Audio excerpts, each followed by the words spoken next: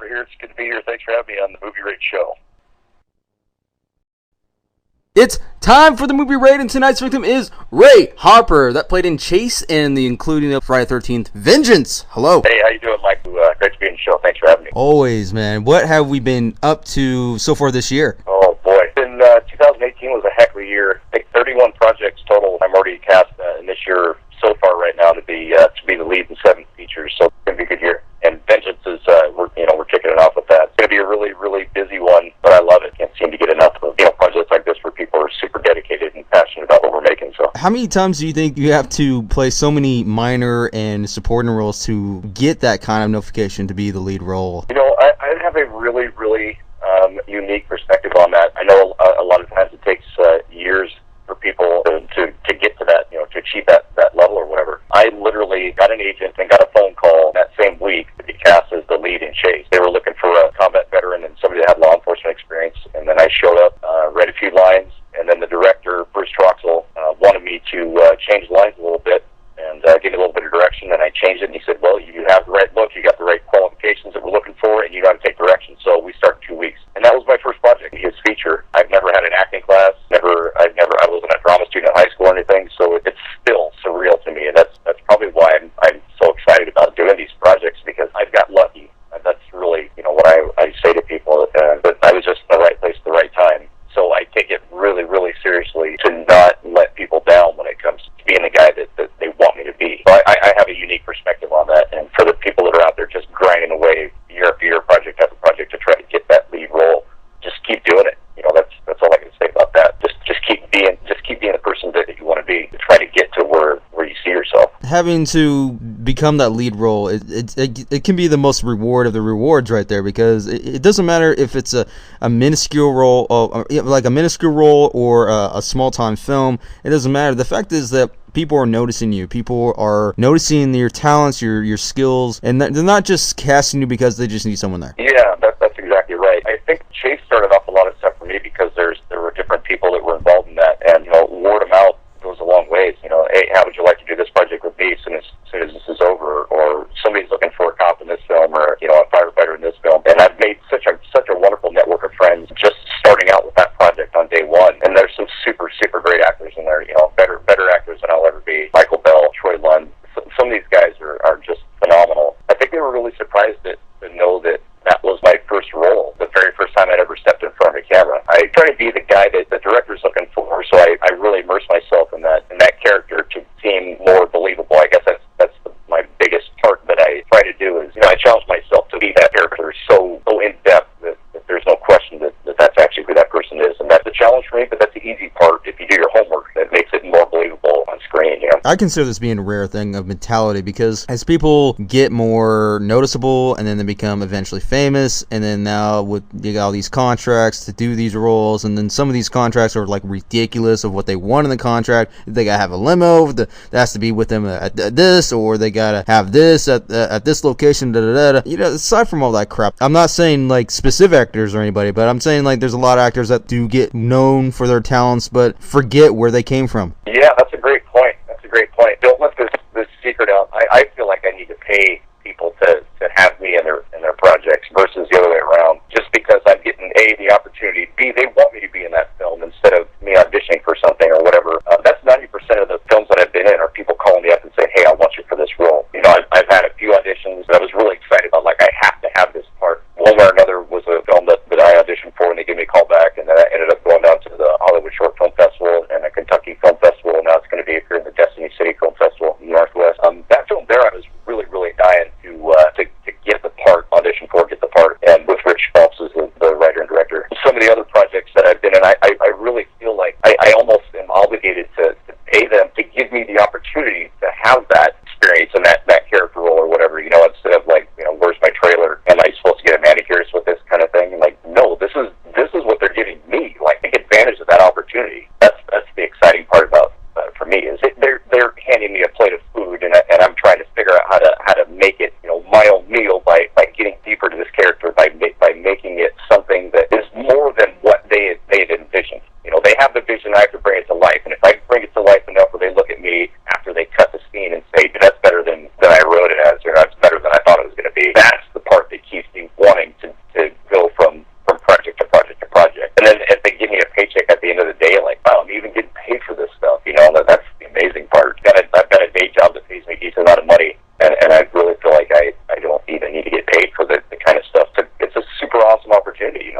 you think you have to prefer a specific genre in order to better accomplish yourself as an actor, or would you rather stick with whatever is coming your way?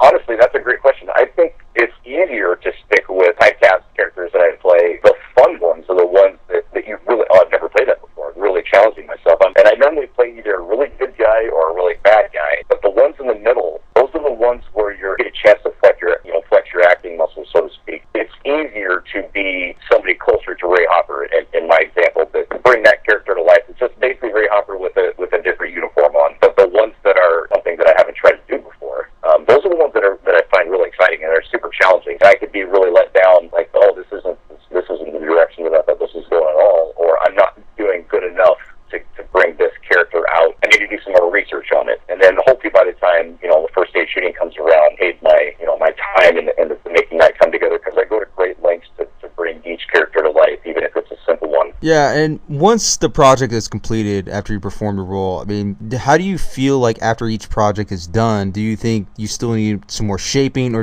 are you pretty much satisfied, or do you sometimes actually get offended the fact that, like you said, where the character has been going, but it was fine in front of the camera, but then once you see the final product, you'll be like, oh crap. Yeah, that's a great question. I know that Bruce Troxel, I've had plenty of conversations about from the beginning to the end of the movie Chase. You can actually literally see my entire development as an actor take place from that 1 year and a couple months of filming, from the very first scene to the very end and scene in the movie. That transformation is evident. Maybe not to other people that see it for the first time, but it definitely is to me. I go back and watch and I kind of wish I would have looked that direction on this, or maybe give it a longer pause or something in there. I'm super hypercritical of myself, and especially when I see myself on a big screen or whatever. I'm getting better at looking past myself and just appreciate the film for what it is. But I think I'm always going to be that way. I've always been really critical of myself and try to force myself to do the best job that I possibly can, especially if somebody else is asking me, I want you to be part of this, can you help me make this good? And then I double up and try to bring that much more of myself to help them out, kind of thing. Yeah, and the artist is really literally his or her worst critic, because you definitely want to get out there. I mean, nobody's perfect. You want to get out there. You want it to be the best, whatever role that you want to be. How do you think that the audience would feel being on your side, or do you think you want them to be against you, depending on the role? Oh, that's a good point. You try to be a character that the audience can relate to. If I take on one of these really dark roles or whatever, or somebody that I'm a guy walking around packing a gun, hunting down kids. That's I'm in this film called Kinetic. That I'm actually sort of this mercenary assassin type guy. I don't want the audience to like me. I mean, I'm deep down. I want the audience to be like, wow, this guy's got some talent here as an actor to pull off this guy. But I almost want the audience. My role is to make the audience not like me. You'll catch yourself doing that when you watch a film with somebody that does a really good job at creeping you out, or somebody that you're really not supposed to like. At the end of the movie, I'm like, I really don't like that guy. I just don't like him. That tells me that he was really convincing in his role as a character to make me not like him. One of the things we've talked about on a handful of sets is that the bad guy doesn't realize what he's doing is bad. He's trying to convince the audience that what he's doing, he's justified in his own mind as what he's doing is the right thing, even though it's wrong. So there's that game you kind of have to play there. But yeah, great question. As a good guy, I want the audience really and sort of have those people on my team, so to speak, in the film. But as the bad guy goes, I want people to really not like me, to be more convincing as a character in that film. Yeah, and a lot of times you see these big time films and you see these big time stars and stuff. I mean, okay, there's nothing wrong with playing this role. There's nothing wrong trying to play, be the bad guy, be the good guy, whatever. But the thing is, that focus is going to slowly dissipate, because if you're not just focusing, if you're only focusing on just doing the role, you're not focusing like where the character is going. Because if the audience is watching you, they want to be on this journey with the character, regardless if it's good or bad of this character. They want to follow you on this journey, because if you lay it out throughout the story, along with the story, they'll come with you regardless. And as far as the hate you or love you, depending on what kind of type of character you are, they'll get to that point. Yeah, absolutely, and you can take that. Depending, I've had small roles in films. If you don't really have the opportunity to bring the audience with you very far, if you just have a small role in a film, but if you're a lead in a project, you can take them all over the place. There's films that I've been in where I start out as a good guy, and I'm bringing the audience with me on that journey the entire time. At the very end, they realize that I'm a bad guy. Those are my favorite roles, because I can't let anyone believe that I'm actually a bad guy till the very end, and then I'm a really, really bad guy. So yeah, that's a great analogy to use with taking them on that And there's a lot of methods and a lot of ways to get that role out there, to sell that point, to sell what you are and what you're all about in terms of this role. But do you think self-portrayal is a good way to sell the point as of what your character is? I mean, I know you said that you've been working on how you play these roles, but like,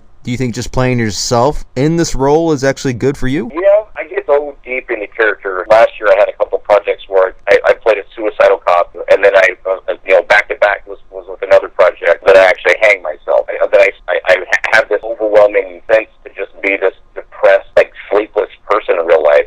By the time both of these roles were over with, I was just exhausted. And I remember, plenty times growing up, I didn't start into acting until I was 45 years old. So there's a lot of things that I've remembered in the past, and I can reflect back now and be like, I remember when one of those A-listers said that, like, I'm so exhausted, I have to take a break from this. And then I can truly understand now how that happens, because I don't just, step in front of the camera and try to be this person for a second and then walk off. I'm literally that person, like Sheriff, this Deputy Tucker in Vengeance. I've been that person in my mind and in real life for weeks now. It's not that far stretched away from being Ray Hopper in real life, but there are times that I have to pause and be like, have an interaction with somebody that I'm not the sheriff character, but it makes it easier for me to go to that length. I study mannerisms and postures and speech patterns and facial expressions and speaking styles, and I incorporate that into being that character that I'm portraying. So it takes a long time to get into it, and it takes a long time to get out of it, to get back to quote real life again. I've been so busy from week to week to week with different projects. Some are still ongoing for a year or whatever. Like M. Night Shyamalan's character in Glass, with the 20-some different personalities. I feel like that I'm that guy sometimes with all these people that I'm trying to be, and still try to be happy-go-lucky Ray Hopper on the outside in my day-to-day life. Yeah, you guys seriously be careful with that, though, man. I mean, that's great that once you dive into this character, you be this character. It's almost like a strong cologne, man. Once you put it on, everyone's going to see it, everyone's going to smell it, and then you're going to have a hard time washing that stuff off because you like it so much, and then after a week later, it's like, man, this thing reeks after a while, and you can't shake it off. That's a great metaphor, and that's a great metaphor. I might have to borrow that, because that's true. That's absolutely true. Here in the last probably 6 or 7 months, I've gone more from being a good guy into these darker, angrier, shorter-tempered bad guy roles, I guess, for lack of a better word. And I do catch myself that. I'm actually looking forward to doing a lighthearted comedy. I think that would be really, really fun to do. And more I'm getting these people that, like, you pull off a creepy character really, really well. And the funny thing is, to meet you in real life, like this happy, loves to laugh kind of guy, but you do this really good. So I kind of want to into this, you're a bad cop and everybody thinks you're good on the outside until the very end kind of thing. And I just picked up 4 different projects as being that guy that ends up being evil. I'm going to have to watch how much cologne I dump on. You're right. Forming from the film Chased, is this what brought you, like, the reflection of that character into Friday the 13th Vengeance? Is that what made you want to continue with this project? Did my character in Chase make me want to be the continuation of the character in Vengeance? Is that what you're asking? Yeah. Honestly, I was at a script read for a film called Hooked, a feature that we shot in Seattle. Like, in the middle of the script read, Jeremy Brown sent me a message, said, "Hey, are you interested in being in the new Vengeance film?" And I was like, "Yeah." So I would send him a message on my phone underneath the table, and I'd look up and I'd read a couple more lines, and then I went back to texting him back and forth. And I knew that in the beginning I had a different character. There was talk about having me play Tommy Jarvis, who's the main character in Friday the 13th films in the past. He said it was, at this point it's either that or have you play sheriff. And as fun as it is to be the main character in someone's project, I've got 7 different scripts sitting right here on my desk that I'm trying to read all through at the same time. I was more than happy to be the sheriff, because that's something that, A, I could pull off time-wise. B, it's easier for me to be that guy, and I really like being a cop and a sheriff or a deputy in films. I don't know if it's because I had that experience in the military, working in law enforcement, or I just like the look. I mean, the uniforms that Julia Valenti picked up for us for this film, they're amazing. She's really incredible when it comes to attention to detail. Our belt, I mean, she's put tons and tons of time in for making these characters believable. And to see Steve Dash in his uniform, he looks incredible. I really wanted to lean more towards that sheriff or deputy role for this film too, and I really enjoyed playing the sheriff in the movie Chase for Bruce Troxel. As far as playing like deputy or sheriff, I think that would be interesting because you never know where this could play out, because either this character could be venturous, he could be the hero, he could be neutral, or he could be the guy that screw you over. Exactly. Yeah, and I felt like I would be doing a disservice to every fan and every single Friday the 13th film in history to not spend a year's amount of time watching every movie and every single thing that Tommy Jarvis has done in movies past and stuff, and get my hands on as much literature and much research. And I was thinking, geez, this is a huge opportunity, but at the same time, that's a lot to take on. And with all the other projects and stuff that I'm doing right now, to me, it doesn't really matter if it's somebody from Hollywood calling me up or if it's somebody down the street says, hey, you want to be a part of this project. I have a tough time saying no, because it's another opportunity for me. To me, that's the resume list that says how much experience you have being an actor before we consider you for this film role. Well, I just started last year. Oh, well, that's not very much. Like, oh, geez, 45 films. That's quite a bit. In my mind, that's the battle that I'm playing with. And I'm just a normal person. I'm passionate about doing this, and I'd like to do as much as I can. But to try to balance that with normal life, there's tons of friends of mine that are dedicated, bona fide actors. That's what they do. That's their job. And maybe one day I'll get there. A lot of people say, dude, you're bound for Hollywood next year. I'm still going to be Ray. I still have a life with two dogs and, picket fence kind of lifestyle. So I don't anticipate that in reality. I'm more of a, well, let's just see what happens today kind of thing. But for those people that take it on like this is their job, every single day they're hustling, they're doing auditions as much as they can. I take on what I take on and then double that, but I don't take on every time I see an audition, jump on it, because of course you have a work life and things like that. But yeah, you really got to be careful with cologne. Now go ahead and plug in anything that you wish to promote, anything in websites. Is Chased out on DVD, or can we expect anything else along with that? But is there anything else that has been released that you would like to promote, like Chased? Yeah, there's actually a bunch of films that I can talk about. Chased is probably my favorite one. It's going to be one that's close to my heart, just because it was my first project, and I really love the character that I played in there. And this character is a combat veteran, Afghanistan veteran. The equanimity of this character, the sheriff has, he's this cool, collected guy, all the way up till about 75% to the film, and then you see this emotional transition that he goes. That's going to be a film that I really keep dear to myself, just because of everything that happened. I learned so much on that one, but there are big projects that I'm excited about. Obviously, Vengeance, I'm really stoked about that one. Big Trouble in Seattle with David Fowler, Trapped with Lee Ryan Costin. I play a paralyzed veteran from the neck down. The Regret with Bruce Rocks is another one coming up. Capital Murder with David Goodman. But Vengeance is one that's right on my front burner right now. It's going to be a really fun project. All the people involved, Jason Burke, Peter and Julia, D-Dash, obviously.